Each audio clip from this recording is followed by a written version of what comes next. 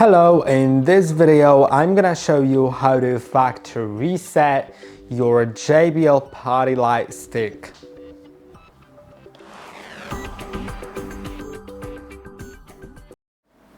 To factory reset it, simply look at the back of your device. You'll have this light button right here. And once you press and hold on it for over 10 seconds, it will reset. So let's press and hold on it for over 10 seconds. It's gonna take quite some time.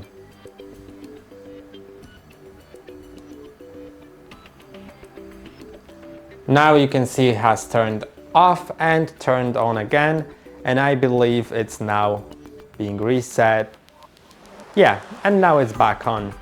And I hope that this video was helpful. Don't forget to like and subscribe, and see you in the next one.